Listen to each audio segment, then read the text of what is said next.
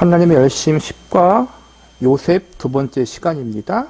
어찌 징계하지 않는 아들이 있으리요. 요셉이 겪은 고난이 어떤 의미인지 히브리서의 설명을 따라가 봅시다. 히브리서 12장 1절입니다. 이러므로 우리에게 구름같이 둘러싼 허다한 증인들이 있으니 모든 무거운 것과 얽매이기 쉬운 죄를 벗어버리고 인내로써 우리 앞에 당한 경주를 하며 믿음의 주요 또 온전케 하시는 이인 예수를 바라보자. 그는 그 앞에 있는 기쁨을 위하여 십자가를 참으사 부끄러움을 개의치 아니하시더니 하나님 보좌 우편에 앉으셨느니라. 너희가 피곤하여 낙심하지 않기 위하여 죄인들이 이같이 자기에게 거역한 일을 참으신 일을 생각하라. 너희가 죄와 싸우되 아직 피 흘리기까지 대항하지 아니하고 또 아들들에게 권하는 것 같이 너희에게 권하신 말씀도 잊었도다. 일러스되 내 아들아 주의 징계하심을 경히 여기지 말며 그에게 꾸지람을 받을 때 낙심하지 말라. 주께서 그 사랑하시는 자를 징계하시고 그가 받아들이시는 아들마다 채찍질하심이라 하였으니 너희가 참음은 징계를 받기 위함이라. 하나님이 아들과 같이 너희를 대우하시나니 어찌 아버지가 징계하지 않는 아들이 있으리요. 징계는 다 받는 것이거늘 너희에게 없으면 사생자요 친아들이 아니니라. 또 우리 육신의 아버지가 우리를 징계하여도 공경하였거든 하물며 모든 영의 아버지께 더욱 복종하며 살려하지 않겠느냐. 그들은 잠시 자기의 뜻대로 우리를 징계하였거니와 오직 하나님은 우리의 유익을 위하여 그의 거룩하심에 참여하게 하시느니라. 무릇 징계가 당시에는 즐거워 보이지 않고 슬퍼 보이나 후에 그로 말미암아 연단받은 자들은 의와 평강의 열매를 맺느니라. 그러므로 피곤한 손과 연약한 무릎을 일으켜 세우고 너희 발을 위하여 곧은 길을 만들어 저는 다리로 하여금 어그러지지 않고 고침을 받게 하라. 이 말씀의 주제를 가장 잘 드러내주는 인물이 바로 요셉일 것입니다. 여기에 반복하여 등장하는 징계라는 단어를 살펴봅시다. 이 말의 원뜻은 자녀 만들기입니다. 징계라는 단어 대신에 자녀 만들기를 넣어서 7절부터 읽어보면 이해가 훨씬 쉬울 것입니다. 너희가 참음은 자녀로 만들어지기 위함이라. 하나님이 아들과 같이 너희를 대우하시나니 어찌 아버지가 자녀로 훈련하지 않는 아들이 있으리요. 자녀가 되는 훈련은 다 받는 것이거늘 너희에게 없으면 사생자요 참 아들이 아니니라. 또 우리의 육신의 아버지가 우리를 자녀로 훈련하여도 공경하였거든 하물며 모든 영의 아버지께 더욱 복종하며 살려하지 않겠느냐. 자녀는 낳아 놓으면 다가 아닙니다. 낳은 것에서 시작입니다. 자녀가 자라나는 모습을 보면 그 부모의 수준이 드러납니다. 자식을 보면 부모를 압니다. 부모가 바라고 원하는 자리까지 자라도록 부모는 자녀를 길러내고 가르쳐 좋은 인격과 성품을 갖추게 해야 합니다. 이 일을 위해서 매를 들기도 하고 상을 주기도 합니다. 이것이 징계라는 말에 담긴 뜻입니다. 하나님도 우리를 훈련하십니다. 하나님이 우리에게 하시려는 일은 잘못에 대한 징계가 아닙니다. 우리가 철없이 잘못했다고 해서 우리에게 철없이 배상하라고 요구하지 않습니다. 하나님은 우리가 신령한 수준에 이르도록 우리를 당신의 자녀로 길러내십니다. 우리를 훈련하셔서 우리로 신의 성품에 참여하는 자가 되게 하십니다. 그 자리에 이를 때까지 우리는 훈련받아야 합니다. 하나님 백성들에게 있어서 가장 중요한 목적이 구원받아 천국 가는 것으로 끝나는 것이 아니라는 거예요. 물론 우리가 죄를 용서받고 구원받아 천국 가는 게 가장 핵심이에요. 근데 그것을 불신자가 예수님을 영접하고 신자가 되는 과정 가운데 이루어지는 거잖아요. 우리의 신분이 죄인에서 하나님의 자녀가 되고 지옥 가야 할, 심판받아야 할 우리들이 천국의 백성이 되는 것은 우리가 예수님을 구세주로 영접할 때 그 즉시로 일어나는 거예요. 그렇다면 예수님을 믿고 영접한 하나님의 자녀와 백성들은 그 다음에 무엇을 해야 하는가? 그 부분이 우리에게 남겨진 과제예요. 어떤 사람들은 구원받은 그 이후에도 구원을 지키기 위해서 열심히 신앙생활을 해야 한다고 가르쳐요. 그런 곳은 대부분 이단이나 잘못된 교회들이 그렇게 가르쳐요. 올바른 교회는 내가 구원을 올바르게 받았다면 성화의 자리로 가야 한다. 즉 하나님의 백성과 자녀가 되었으면 이제 하나님의 백성과 자녀다운 그 신분에 합당한 자리에 가기 위해서 우리가 신앙생활을 해야 한다는 거예요. 그런데 우리가 스스로 하나님의 백성답고 하나님의 자녀답고 성화를 이루는 삶을 사는 것이 우리에게만 달린 것이 아니라 하나님이 그분의 은혜와 사랑의 강권하심으로 우리를 연단하시고 훈련하신다는 거예요. 자식을 낳은 다음에 자식 보고 네가 알아서 커? 이러는 부모는 없잖아요. 물론 요즘에는 그런 부모들이 있어요. 잘못된 부모들이. 자녀를 낳아놓고 방임하는 부모들이 있고 잘못되게 가르치는 그런 부모들이 있어요. 그러나 하나님은 그러지 않으신다는 거예요. 하나님께서 우리를 예수 그리스도의 생명으로 말미암아 우리를 하나님의 자녀로 삼으셨다면 이제는 자녀로 삼는 것으로 끝나지 않고 자녀다운 사람, 천국의 기업을 우리가 물려받을 하나님의 자녀로서 합당한 자리에 나아가도록 우리를 연단하시고 훈련하신다는 거예요. 그래서 구원받은 이후 하나님의 백성들에게 주어진 책임과 의무 중 하나는 하나님의 자녀답게 자라는 것이고 또한 하나님께서 그렇게 우리를 훈련시킨다는 거예요. 이런 연단과 훈련이 없으면 성경에 보니까 참 아들이 아니다. 사생자라 그러는 거예요. 그래서 지금 저와 여러분은 우리가 믿음의 길, 신앙의 길을 가는 게 단순히 종교적인 열심, 종교적인 헌신의 차원에서만 끝나는 것이 아니에요. 우리는 창조주 하나님을 믿는 건 맞지만 창조주 하나님만 믿으면 그건 종교적인 영역이에요. 우리 기독교 말고도 다른 종교도 똑같이 창조주라는 어떠한 신을 믿는 거예요. 우리는 단순한 창조주 하나님을 믿는 게 아니라 우리의 아버지가 되시는 살아계신 인격자이신 하나님을 믿기 때문에 그 하나님이 아버지라 부르기에 합당한 자녀로서 자라나야 한다는 거예요. 그리고 지금 저와 여러분이 그 길을 가고 있고 하나님은 그렇게 우리를 훈련시키고 있다는 거예요. 그래서 성경은 우리에게 이렇게 경고합니다. 히브리서 12장 5절입니다. 또 아들들에게 권하는 것 같이 너에게 권면하신 말씀도 잊었도다.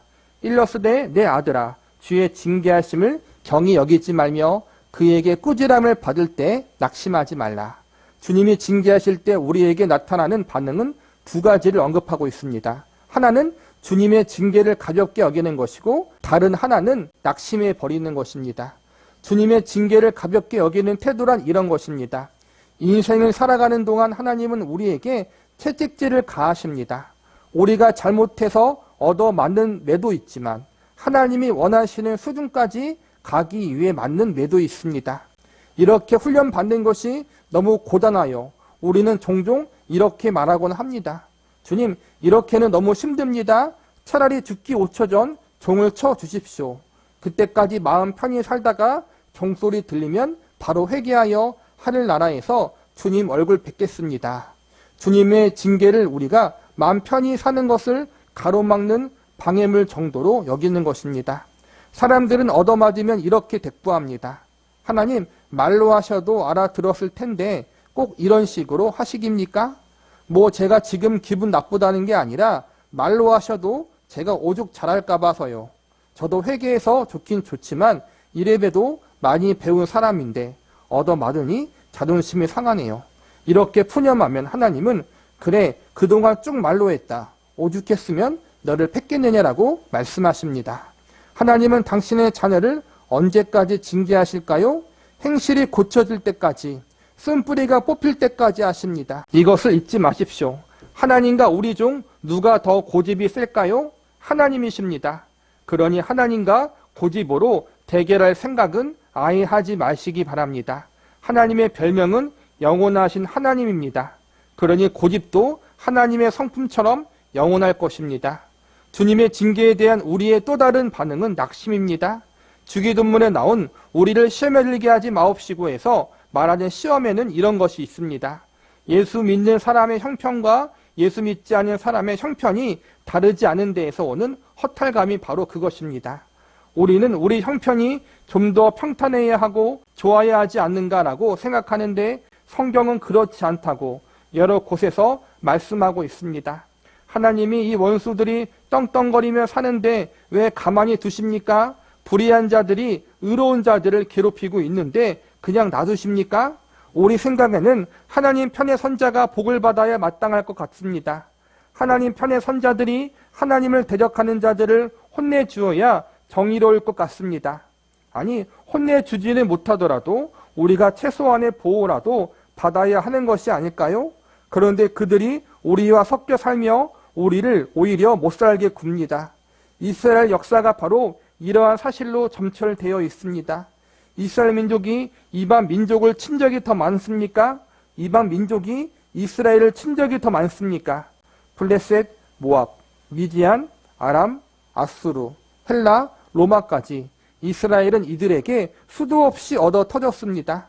시편 73편을 보면 옛날에도 많은 신자들이 이 문제로 얼마나 고민했는지 알 수 있습니다. 하나님이 참으로 이스라엘 중 마음이 정결한 자에게 선을 행하시나 나는 거의 넘어질 뻔하였고 나의 걸음이 미끄러질 뻔하였으니 이는 내가 악인의 형통함을 보고 오만한 자를 질투하였음이로다. 그들은 죽을 때에도 고통이 없고 그 심이 강건하며 사람들이 당하는 고난이 그들에게는 없고 사람들이 당하는 재앙도 그들에게는 없나니 그러므로 교만이 그들의 목걸이요 강포가 그들의 옷이며 살찜으로 그들의 눈이 솟아나며 그들의 소득은 마음의 소원보다 많으며 그들은 능욕하며 악하게 말하며 높은 데서 거만하게 말하며 그들의 입은 하늘에 두고 그들의 혀는 땅에 두루 다니도다. 얼마나 약이 올랐으면 이런 시를 썼겠습니까? 악인은 죽을 때도 고통이 없습니다. 평생 편안하게 살았으니 죽을 때라도 고통 속에 죽든지 아니면 그들의 시체라도 들 짐승에게 뜯어 먹히든지 구더기가 쓸어서 흉한 몰골로 나뒹굴어야 마땅할 것 같은데 악인은 죽을 때도 깨끗한 수의를 입은 채 잘 짜인 관에 눕습니다. 그러니 속이 뒤집어집니다. 악인들은 다른 사람이 다 겪는 고난도 재난도 피해가고 일생도 편안하게 삽니다. 교만이 그들의 목걸이이고 강포가 그들이 입는 옷이며 그들은 살이 찐 거만한 모습으로 눈을 치켜뜨며 다닙니다. 이 시 곳곳에서 지은 이의 분노가 느껴집니다. 그는 살면서 이런 일이 가장 힘들었던 모양입니다. 똑같죠. 저와 여러분이 낙심하는 것 중 하나, 또 믿음의 회의를 겪는 것 중 하나가 이거예요. 믿지 않는 사람이 믿는 자들보다 더 잘 살아. 그런데 그 믿지 않는 사람들이 더 악인이에요. 나쁜 짓을 많이 저질러요. 그런데도 불구하고 우리보다 더 편안히 더 잘 먹고 잘 사는 것, 그리고 죽어서까지도 좋은 땅에 좋은 묘지에 묻혀서 편안히 죽는 걸 보면서 우리가 시험 들 때가 있잖아요. 우리의 믿음은 사실은 악인들이 멸망당하고 멸망은 당하지 않더라도 최소한 죽음은 비참해야 되지 않겠느냐. 신자가 삶은 힘들어도 죽을 땐 평안히 죽어야 하지 않겠느냐. 최소한 그런 믿음은 가지잖아요. 그런데 현실은 어때요? 믿지 않는 자들이 죽을 때도 편안하고 믿는 자들은 죽을 때도 어때요? 몸도 아프고 정신적으로 힘들어서 믿는 자라고 해서 치매가 안 걸리진 않잖아요. 사고를 안 당하지 않잖아요. 질병도 걸리고 암도 걸리잖아요. 근데 돈 많은 불신자들은, 돈 많은 악인들은 병에 걸려도 편안하게 살다가 죽어요. 그렇잖아요. 받을 치료 다 받고 편안히. 그런데 어려운 신자들은 병에 걸려도 치료받을 수 있는 여건이 안 되니까 삶을 힘들게 살다가 고통스럽게 죽는 경우도 있어요. 현실이 그렇다는 거예요. 한 기자가 이걸 보고 자기도 낙심했다라는 거예요. 하나님, 어떻게 이런 일이 있을 수 있습니까? 그런데 성경은 뭐라 그래요? 그럼에도 불구하고 낙심하지 말라는 거예요. 하나님이 살아계시고 하나님이 보고 계시다는 거예요. 그리고 이 땅의 것이 전부가 아니잖아요. 이 땅에서의 삶이 전부가 아니잖아요. 이 땅에서 하나님이 보상해 주지 않았다면, 이 땅에서 심판하지 않으셨다면 반드시 이 땅이 아닌 저 세상에서라도, 죽음 이후에서라도 하나님의 백성들에게는 상급으로 보상해 주실 것이고 믿지 않은 자들에게는 심판으로 하나님이 보상하실 거란 말이에요. 그러니 의인은 믿음으로 말미암아 살라는 거예요. 하나님을 끝까지 바라보고. 그런데 시브리서는 이런 상황에서 낙심하지 말라고 합니다. 우리만 징계를 받고 악인은 평탄하게 지내는 꼴을 보더라도 낙심하지 말라고 권면하고 있습니다. 이 시는 불평하고 분노하는 것으로 마치게 될까요? 그렇지 않습니다. 시인은 처음에는 악인의 형통한 모습에 분노하고 질투하였으나 성수에 들어가 비로소 그들의 종말을 깨닫게 됩니다. 그들은 하나님의 징계, 곧 자녀 만들기의 대상이 아니었던 것입니다. 자녀가 아니기에 훈련받을 필요가 없었던 것입니다. 하나님이 우리를 징계하실 때 낙심하지 말라고 한 히브리서 말씀에는 이런 이유가 있었던 것입니다. 하나님이 징계하시는 것은 우리가 하나님의 자녀이기 때문이고 자녀를 향한 원대한 목적이 있기 때문입니다. 하나님은 당신의 자녀를 신의 성품에 참여하는 자로 만들 것을 목적하셨습니다. 징계가 없는 사람들은 그들을 향한 하나님의 목적도 없습니다. 바로 징계가 아프더라도 이 길로 부름받은 이상 묵묵히 견뎌야 하는 이유입니다. 내가 잘못해서 징계를 받든 잘못한 것과 상관없이 고난을 받든 욥과 요셉이 자기가 잘못한 것과 상관없이 고난을 받은 사람인 것이고 야곱 같은 경우가 자기가 잘못해서 많은 징계를 받은 경우잖아요. 근데 그 모든 것과 상관없이 하나님은 이 모든 걸 통해서 하나님의 백성들을 더 성숙하게 만드시고 하나님의 자녀답게 만드는 일로 그 모든 일을 사용하신다는 거예요. 우리가 고난당하고 알 수 없는 여러 가지 힘든 일을 당할 때 물론 원망도 하고 불평도 하지만 궁극적으로 품는 소망이 뭐예요? 이 땅이 전부가 아니구나. 천국을 더 바라보게 되고 하나님만 더 바라보게 되잖아요. 사실은 하나님의 자녀이기 때문에 하나님이 우리를 가만히 놔두지 않으시고 우리를 간섭하사 좀 속된 말로 들들 볶은다는 거예요. 근데 그게 복이라는 거예요. 그게 그렇게 함으로 우리가 신의 성품에 참여한 자, 신의 성품에 참여한 자가 뭐냐면은 하나님 아버지를 알아가고 그분을 닮아가는 자리에 간다라는 거예요. 그 자리에 가기까지 하나님이 쉬지 않고 우리의 인생을 간섭하신다. 그래서 신자의 삶이 인간적인 눈으로 볼 때 성공하고 만사가 형통하지 않게 보일 때가 많다. 그렇지만 낙심하지 말라. 하나님이 이 모든 것 가운데 우리를 사랑으로 연단하시고 훈련하고 있다. 이것을 우리가 알라는 거예요. 피곤한 손과 연약한 무릎을 일으켜 세우고 하나님이 우리에게 고통을 겪게 하실 때 우리가 할 수 있는 것은 아무것도 없습니다. 그저 울고 한숨 짓고 비명 지르는 것 말고는 없습니다. 다만 견딜 뿐입니다. 그런데 우리는 눈물과 한숨으로 견디는 자기 모습이 못마땅합니다. 고난에도 끄떡하지 않고 아무렇지 않는 듯 웃으며 넘기고 싶기 때문입니다. 우리를 넘어뜨리려는 사탄의 개교 중 가장 성공적인 술책이 있는데 그것은 비명을 지르면 패배했다고 여기게 하는 체념입니다. 비명을 지르고 우는 것은 타협하지 않았다는 증거인데 우리는 자꾸 이 점을 놓칩니다. 타협하면 울 필요도 비명 지를 일도 없습니다. 아이를 병원에 데려가 주사를 맞히려고 하면 아이는 자지러지게 웁니다. 주사를 안 놓으면 울 이유가 없습니다. 주사를 맞으니 우는 것입니다. 우리는 어떠한 고난이 와도 다 모든 걸 웃으면서 하나님 안에서 기쁨으로 받을 수 있는 그러한 완벽한 사람이 되기를 바라잖아요. 그런 사람은 없어요. 그건 내 욕심이에요. 내 자존심. 성경엔 그런 사람이 아무도 없었어요. 모세도 안 그랬고 다윗도 안 그랬어요.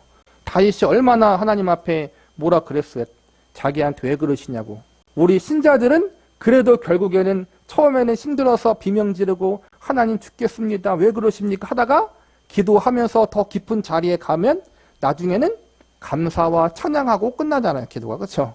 그 자리로 하나님 우리를 계속 이끄시는 거란 말이에요. 우리가 받게 될 훈련이 땅 짚고 헤엄치기가 간단한 것일 거라고 기대하지 마십시오. 믿음이 있으면 마취한 것처럼 통증을 못 느끼게 될 것이라고 착각하지 마십시오. 누구든 신앙만 있으면 넉넉히 웃으며 인내할 수 있으리라고 생각하십니까? 그렇지 않습니다. 사실 무지무지하게 아픕니다. 비명이 있어서 저절로 새어 나올 것입니다. 하지만 그것은 훈련을 받기 때문에 나오는 비명인 것입니다. 신앙생활을 하면서 한숨도 없고 갈등도 고민도 없을 것이라고 권면하는 것은 순사기입니다. 우리가 고민하고 갈등하고 의심하는 것은 하나님의 손에 우리가 붙들려 있기 때문입니다. 왜 의심이 일고 갈등이 생깁니까? 믿음의 길을 걷고 있기 때문입니다. 살아있기에 배고픔을 느끼고 갈증을 느끼는 것과 마찬가지입니다. 속지 마십시오.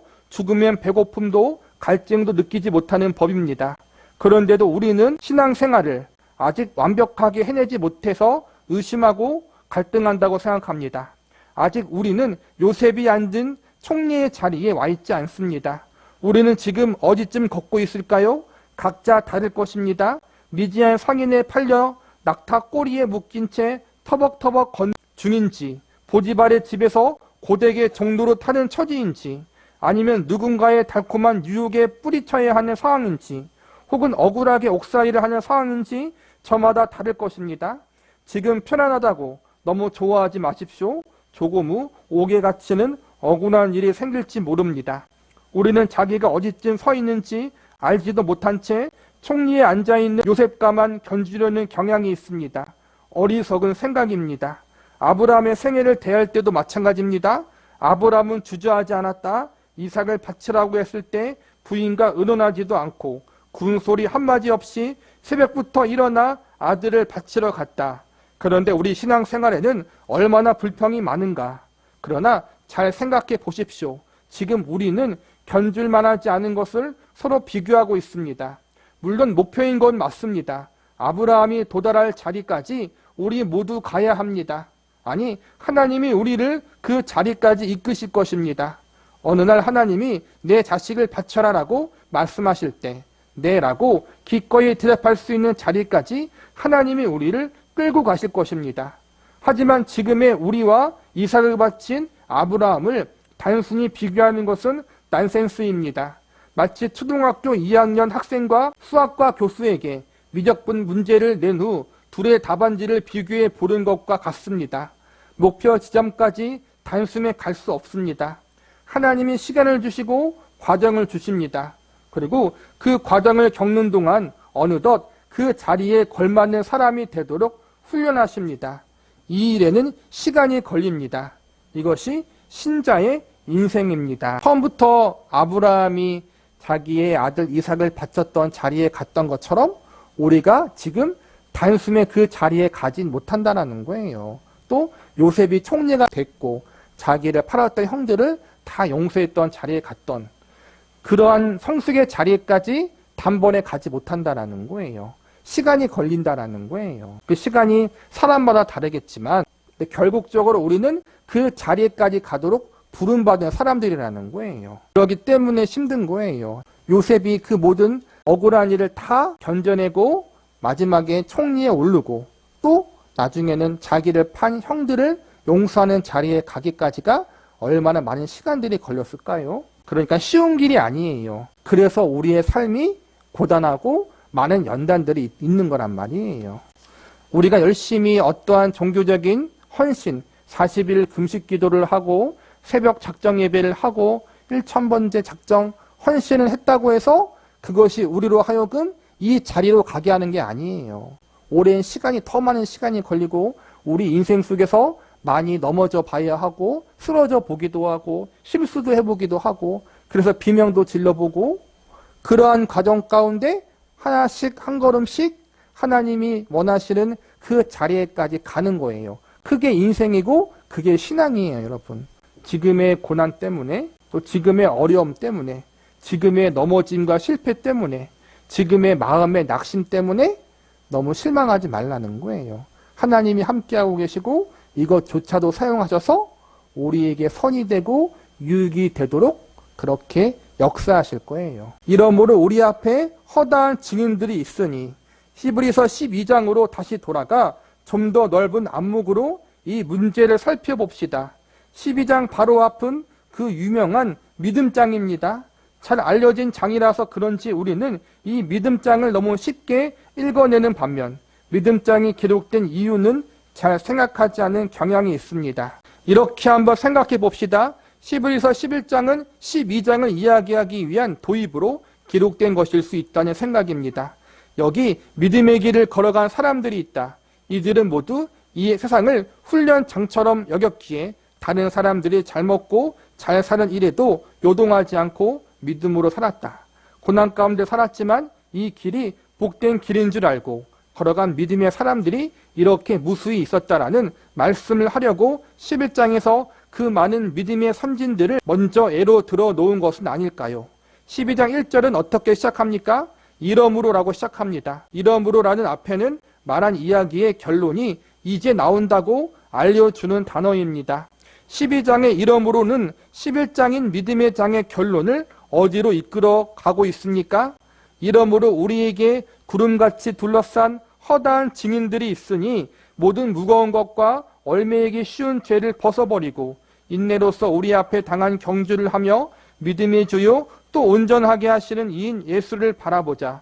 그는 그 앞에 있는 기쁨을 위하여 십자가를 참으사 부끄러움을 개의치 아니하시더니 하나님 보좌 우편에 앉으셨느니라. 예수님마저도 하나의 본보기로 언급되어 있습니다. 이 훈련의 과정은 예수님도 예외가 아니었던 것입니다. 십자가라는 최악의 길을 걸어가셨으나 이 길로 하나님 보좌 우편까지 가셨습니다. 이것이 성경이 보여주는 무시무시함입니다. 우리는 바로 이 길에 초대받은 사람들입니다. 그러니 단단히 각오해야 할 것입니다. 하나님은 시작하신 일을 중간에 그만두시는 법이 없기 때문입니다. 예수님의 십자가를 떠올려 보면 이해가 될 것입니다. 하나님의 아들이신 예수님조차도 훈련과 연단을 통해서 하나님의 뜻을 이루셨다는 거예요. 그리고 우리가 앞서간 믿음의 선배들 아브라함, 이삭, 야곱, 요셉, 다윗 그 무수한 사람들, 그 무수한 모든 사람 믿음의 선진들도 하나님이 허락하시는 그 연단과 고난의 길을 걸어갔고 그걸 통해서 하나님의 뜻을 이루고 그들 자신도 하나님의 자녀로서 더욱더 성숙하게 되었다라는 거예요. 아무도 예외일 수 없다라는 거예요. 내가 열심히 기도해서 그 연단을 벗어날 수 없다라는 거예요. 그 무엇으로도 인생 가운데 하나님께서 우리에게 주시는 훈련을 피할 수 없다라는 거예요. 그러니 각오를 하라는 거예요. 그래서 우리 신앙생활이 장밋빛 인생이 아니라는 거예요. 예수 믿으면 모든 게 다 잘 된다. 그것은 거짓말이죠. 거짓 신앙이죠. 아니죠. 우리도 알잖아요. 잘 되는 것만으로 해서 믿음이 성숙하지 않아요. 성공과 형통으로 신앙이 성숙할 수 없어요. 하나님의 뜻도 아니기도 하고 하나님을 믿는다는 것, 예수님을 믿는다는 것은 고난도 함께 받는 것도 포함하고 있는 거예요. 성경은 그렇게 가르치잖아요. 우리는 이러한 점을 기억해야 돼요. 그런데 그 고난이 헛된 고난이 아니라 영광된 고난이라는 거예요. 내가 잘하든 못하든 상관없이 하나님이 영광된 고난으로 만들어 주신다는 거예요. 그게 우리의 소망이에요. 나는 형편이 없고 나는 잘 쓰러지고 참 주님 앞에 하나님의 얼굴을 볼 면목이 없지만 그럼에도 불구하고 우리는 축구 경기에서 자책골, 자살골 놓은 사람들이에요. 어찌 보면 그렇죠? 얼마나 창피해요. 그러나 하나님이 예수님이 승리케 하신다는 거예요. 그래서 감사하고 그래서 소망이 있다는 거예요. 우리의 인생이. 두렵고 떨림으로 너희 구원을 이루라. 시편 105편으로 다시 돌아와 봅시다. 21절을 보면 그를 그의 집의 주관자로 삼아 그의 모든 소유를 관리하게 하고 그의 뜻대로 모든 신하를 다스리며 그의 지혜로 장로들을 교훈하게 하였도다. 요셉을 총리라는 지위에 덜커덕 앉혀놓은 것으로 끝이 아닙니다. 하나님이 누군가를 어떤 자리에 앉으셨다는 것은 그가 그 자리에 앉을 수준이 되어 있다는 뜻입니다. 이때 요셉의 나이가 30이었습니다. 30세 애굽의 총리가 된 요셉의 실력이 얼마나 대단했는가 하면 자기 뜻대로 모든 신하를 다스릴 정도였습니다. 여기서 모든 신하는 우리식으로 말하자면 장관에 해당할 것입니다. 요셉은 자기 마음대로 장관들을 임명하거나 해임하는 막강한 위치에 있었던 것입니다. 그런데 요셉은 다만 사람들을 좌지우지할 권력만 갖춘 것이 아닙니다. 백발의 장로들이 새파랗게 젊은 요셉한테 교훈을 얻었습니다. 의견을 교환하는 정도가 아니라 교훈을 받습니다. 요셉의 지혜가 장로들의 지혜를 능가했다는 것입니다. 겨우 30살인 요셉이 어디서 이런 훈련을 받았을까요? 태어날 때부터 지닌 것일까요? 아닙니다. 처절한 종살이와 억울한 감옥살이에서 배운 것입니다. 예수를 믿고 나면 행복한 길보다 고통스러운 길이 더 많이 걷게 됩니다. 그리고 그 고통스러운 길을 걸어보아야 인생의 진정한 의미를 알게 됩니다. 특히 인간이 어떠한 존재인지를 압니다. 편안할 때에는 무엇이 진정한 가치인지 모릅니다. 그러니 사람들이 바보가 되는 것 같습니다. 개념이 없습니다. 월요일이면 한 주의 시작이라 즐겁고 토요일이면 주말이라서 놀 것이 천지입니다. 늘 즐겁고 유쾌한 날이라서 미칠 지경입니다. 그러나 괴로운 날에는 월요일도 괴롭고 토요일도 괴롭습니다. 이렇게 괴롭기만 한 인생이 대체 무엇일까 하는 생각이 듭니다. 여기서 인생의 의미를 알아가게 됩니다. 우리가 진정 추구해야 할 가치가 무엇인지, 영혼을 위해 준비해야 할 것이 무엇인지 고민하게 됩니다. 바로 이 자리에 우리가 초대받은 것입니다. 사실 우리 모두는 구원받기에 합당한 존재가 아닐 것입니다. 그럼에도 우리는 우리의 구원을 확신합니다. 우리를 불 속에서 꺼내신 분이 있다면 그분이 시작하신 일을 말릴 존재는 그 무엇도 없다는 사실 때문입니다. 하나님을 막을 수 있는 것은 없습니다. 사탄의 방해도 무용지물입니다. 하나님은 어떠한 분이십니까? 하나님은 사람이 아니시니 거짓말을 하지 않으시고 인생이 아니시니 후회가 없으시도다. 어찌 그 말씀하신 바를 행하지 아니하시며 하신 말씀을 실행하지 않으시랴. 하나님의 속성은 전부 그분의 영원하심과 관계에 있습니다. 바로 그 영원하신 하나님이 우리를 불에서 구해내셨기에 우리는 우리의 구원을 확신할 수 있는 것입니다. 그런데 구원을 확신했다고 해서 전부가 아닙니다. 더 나아갈 길이 있습니다. 언제까지 가야 합니까? 우리의 구원이 완성될 때까지입니다. 요셉이 그 젊은 나이에도 불구하고 애굽의 총리가 돼서 애굽을 다스리고 장로들을 다스리고 백발의 나이 많은 그러한 연륜이 많은 학자들과 그러한 사람들까지 교훈을 줄 수 있었던 것은 하나님이 요셉을 그러한 자리로 이끌기 위해서 많은 연단을 주셨기 때문에 가능했다는 거예요. 우리가 고난이 있어야지, 연단이 있어야지 그러한 사실, 더 지혜롭게 세상을 바라볼 수 있고 더욱더 깊은 신앙의 안목을 가질 수 있다는 거예요. 사실은 우리가 믿기 때문에 고난 받기도 하지만 믿지 않는 사람들 봐더라도 인생이 결코 이렇게 낭만적이진 않잖아요. 잘 사는 사람들도 부자를 보고 연예인들을 보더라도 문제가 다 있잖아요. 보이지 않을 뿐이지. 겉으로는 잘 사는 것처럼 보이지만 다 내적으로 문제를 갖고 있잖아요. 우리의 삶이 어쨌든 다 문제가 있어요. 그런데 우리는 그러한 문제가 문제로 끝나지 아니하고 고통이 고통으로 끝나지 않고 하나님을 더 바라보게 만들고 하나님의 백성으로서 더욱더 성숙한 자리에 나아갈 수 있도록 하나님이 그렇게 역사하신다라는 거예요. 우리를 불에서 꺼내놓았어요. 지옥불에서 꺼내놓으신 하나님께서 꺼내놓고 끝나지 않고 아름다운 하나님의 작품으로 만드는 일을 결코 포기하지 않으신다는 거예요. 그게 바로 구원의 완성, 성화의 자리까지 우리를 그렇게 이끄신다는 거예요. 영원하신 하나님이 시작하신 일이기에 그분이 완성하실 것 또한 우리가 압니다. 빌립보서에 나온 이 말씀을 마음에 새겨봅시다. 너희 안에서 착한 일을 시작하신 이가 그리스도 예수의 날까지 이루실 줄을 우리는 확신하노라. 이것이 성경의 약속입니다. 지금 걷고 있는 이 고통의 길이 복된 길이라는 사실에 감사하십시오. 이제 깨달았으니 인생을 좀 더 하나님의 인도하심에 비추어 살펴보십시오. 우리는 행복한 삶을 위해 부름받은 것이 아닙니다. 하나님 앞에 참된 신자로 살아가라고 부름받았습니다. 이게 참 중요해요. 행복한 삶을 위해 부름받은 게 아니라 하나님의 자녀로, 하나님의 백성으로, 하나님의 신자로 부름받았다는 거예요. 물론 영적인 행복은 있어요. 영적인 기쁨이 있죠. 여기서 말하는 행복은 세속적인 행복을 말하는 거예요. 세속적인 행복이 삶의 의미의 목적이 아니라는 사실을 배우게 하신다는 거예요. 오늘 나에게 일어나는 모든 사건 속에서 고쳐져야 할 습관이 있고 버려야 할 욕심이 있고 자라가야 할 일이 있다는 사실을 기억하십시오. 이런 일에 늘 믿음과 확신과 웃음으로 대처할 수 있을 만큼 우리는 강하지 않습니다. 어떤 때는 정말 아이고 죽겠습니다라는 비명이 나오고 어떤 때는 한숨이 절로 나옵니다. 하지만 늘 이렇게 기도하십시오.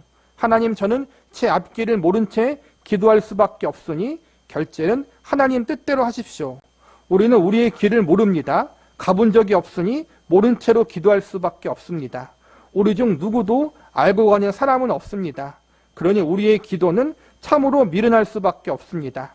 하지만 하나님은 우리더러 무슨 기도든지 하라고 하십니다. 결제는 하나님의 뜻대로 하실 것이니 말입니다. 이것이 참으로 큰 은혜요 축복입니다. 저와 여러분이 인생을 처음 사는 거잖아요. 이번 생에는 처음이잖아요, 여러분. 우리가 다시 두 번째, 세 번째 인생 사는 게 아니잖아요. 이번 생이 처음이기 때문에 우리는 다 헤맬 수밖에 없다라는 거예요. 어리석게 기도할 수밖에 없고 미련하게 행동할 수밖에 없다라는 거예요. 그러나 하나님이 우리의 그 인생을 붙들고 있기 때문에 담대하게 기도하라는 거예요. 제 모습, 제 꼬라지가 원래 이렇습니다. 하나님 알아서 책임져 주십시오.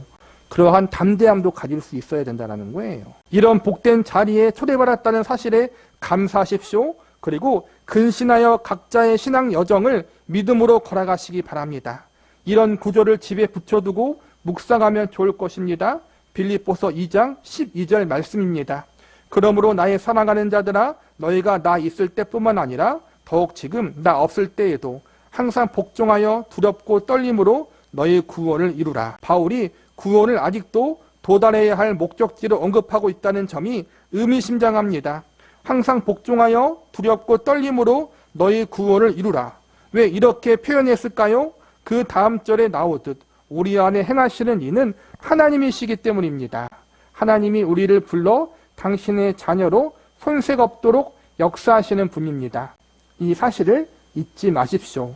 우리가 성숙한 신자가 되기까지 하나님이 당신의 고집을 꺾지 않으실 것을 생각하여 두렵고 떨림으로 구원을 이루어 나가시기 바랍니다. 하나님이 우리의 삶을 붙들고 있다. 이것이 위로고 소망이지만 동시에 또 그것이 우리가 경건한 두려움과 떨림을 가지고 나아가야 할 부분이라는 거예요. 하나님이 우리를 붙들고 있기 때문에 하나님 앞에서 인생을 믿음으로 살아야 할 거룩한 책임이 우리에게 있다라는 거예요.